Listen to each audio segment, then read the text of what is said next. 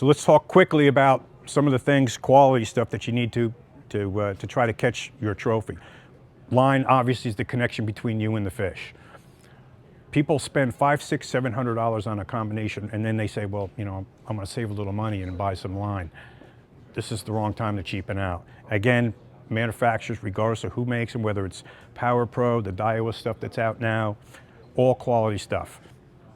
So there's my question number one: would you put a $1 quart of oil in a $100,000 sports car? Hopefully the answer is no. So when you go to buy line, you have to buy quality line. If you're using fluorocarbon, same thing. Use quality line. From abrasion resistance, look, you can go to some of the shows and you can spend, you know, $15 on a 5,000 yard spool of line. You know, by the virtue of the price, it's probably not the best. It may work for sea bass or fluke, something like that, but not in Tautog. So when you're going to go out and buy a line, and again, your line is your preference. I prefer the Suffix braid. Daiwa's just come out with some new stuff. The X8 braid, which is real nice.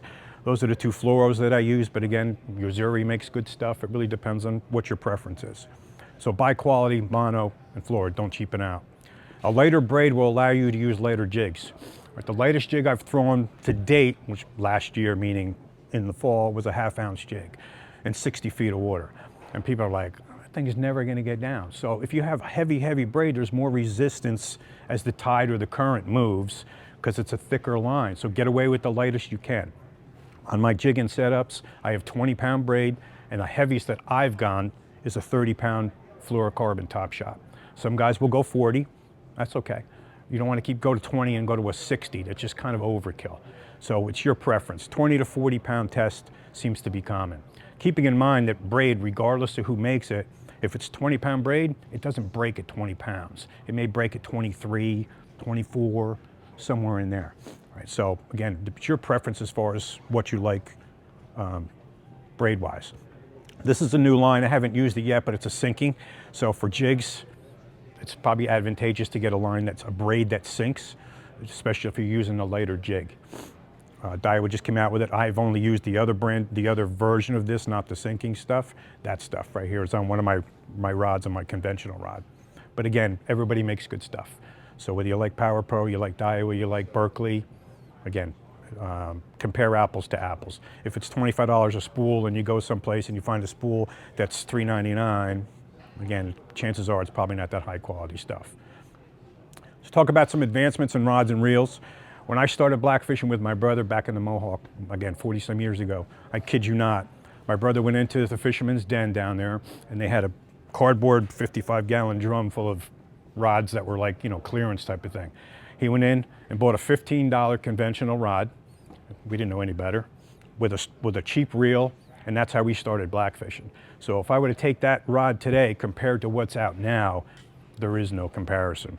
Not just the physical weight, because the rod that my brother had picked out was physically heavy. The action wasn't appropriate for blackfish, but what did we know? We didn't even know what a blackfish was at one point. We got invited, our friend went, let's go blackfishing. What the hell's a blackfish? So the advancements today versus years ago, night and day, as far as the materials that these rods and so forth are made out of. So again, way back in 40 years ago, you didn't have, basically it was all fiberglass.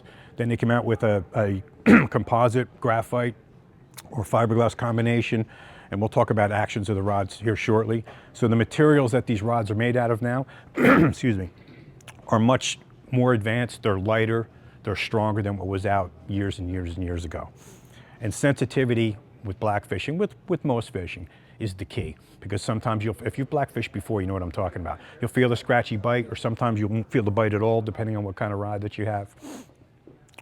So again, much lighter in weight and increased strength. As an example, this is one of my setups that I use. This is a Tacker World Nexus 2.0. For the quality of this rod, for this price point, it's unbeatable. It's unbeatable. It's not a Daiwa. I'm not going to give you a sales pitch. I'm just telling you the reality of things. This rod, I've caught more big blackfish on than any of my other rods from a spinning perspective. And for the price point, the quality of the rod, you can't beat it. This rod years ago with those type of materials would probably cost you double that, probably 300 bucks plus. I prefer 7-foot or 7.6. Some people prefer a shorter rod. Same thing. And again, I go 20-pound braid on my spinning rods. and 30-pound top shot, fluorocarbon top shot.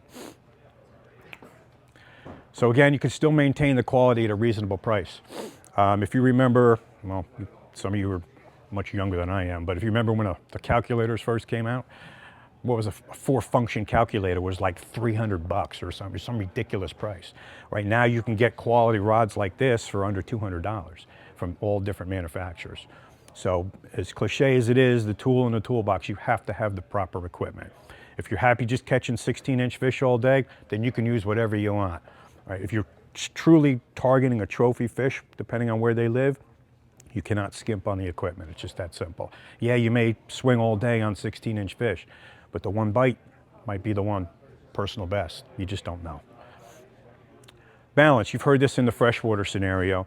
So when you pick out your rod and reel, make sure that the reel size is somewhat appropriate to the length of the rod and that it's lightweight. Because if you're throwing this thing all day or jigging this thing all day, I don't care what kind of shape you're in, eventually you're going to get fatigued a little bit. So don't put an oversized reel on a smaller rod or vice versa. And all the manufacturers today, and we'll talk about it second with reels, they're trying to lighten everything up but still maintain the integrity of the reel and the strength of the reel. And all the manufacturers have done a good job with that. And again, available from many different manufacturers, whether it's Daiwa, Shimano, here at Taco World, Tsunami. Again, they all make good stuff. You just have to, again, compare apples to apples, making sure that you're close to the price points of the different manufacturers. So a lot of people ask me at the shows, well, what rod action should I get, or what does a rod action even mean? So this is kind of a good chart to show you. We've heard of the new, when I say new, they've been out for a while, the slow pitch rods. A lot of the tuna guys, Captain Lee will probably talk about that in the next presentation. Slow pitch, what I prefer is moderate or moderate fast. If you go extra fast or fast, it simply means the rod is stiffer. And in blackfishing, you have to have a rod tip that's somewhat acting like a shock absorber.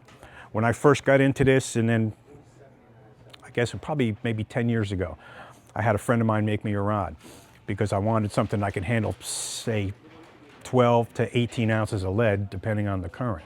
And it is stiff. It is definitely an extra fast rod.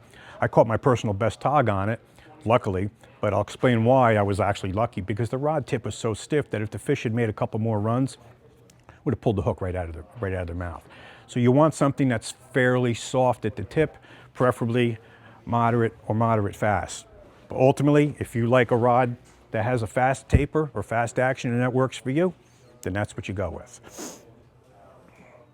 Some of the quality rods, I'll show you, again, all different manufacturers. Yes, I represent Daiwa, but again, it's not a sales pitch. This one I started using last year. This is an SOL, what they call the SOL to AGS. AGS guides, they're carbon guides. And look, I'm a consumer like you, so when they come out and I read about the guides, I'm like, saying it's more sensitive and et cetera. I'm thinking, well, this is just a sales pitch. That's just something else that maybe people are gonna buy because it's something new. I will tell you, these guides on this particular rod, or those style guides, the AGS guides, are super sensitive. I mean, this is probably the most sensitive rod I've ever used as far as jig fishing goes. It's 7.6, it's considered a heavy action rod, right? But it is not a heavy action rod by any means. So if you notice the tip, see how the tip bends? But look at the say from about halfway back. Is there any bend in the rod? No. All the power from a rod, I don't care who makes it, is generated from the butt. So when you go to set the hook, all that energy is transferred from the butt up to the tip. So here's my shock absorber, all right, but I have enough power that if I have to wrench that fish out of whatever he's living in, I can get him out. So again, just maybe the first third of the rod bends, and then the rest of it is all backbone. And the AGS guides, once again, in my opinion, made a huge difference. The biggest fish I caught on this rod, and you'll see a picture of it shortly, was last year, which was in December. No, I'm sorry, it was November, was 12.5. I actually thought it was a striper because it was just rip and drag. So I said to my brother, and we're on my brother's boat, and I said, yeah, it's probably a striper. Reeling it in to take some more drag. We had no net out. And then once it came up and I saw how big it was kind of a comedy act because I'm yelling at my brother to go get the net. And he has a center console, so he's got all sorts of crap down there. Long story short, he brings the net out with no handle because he couldn't get to it, and he nets the fish. So I was lucky. If the fish had made another run, they probably would have pulled the hook. The jigging world, the Nexus, like I said, I just showed you, for that price point, at least in my opinion, it's an unbeatable rod. It is I use it for fluking, I use it for sea bass jigging in deeper water, for tog fishing, and the same thing. It's got a sensitive tip. It's made out of really great material. Physically, it's light, so if I'm using it all day, I'm not gonna fatigue myself.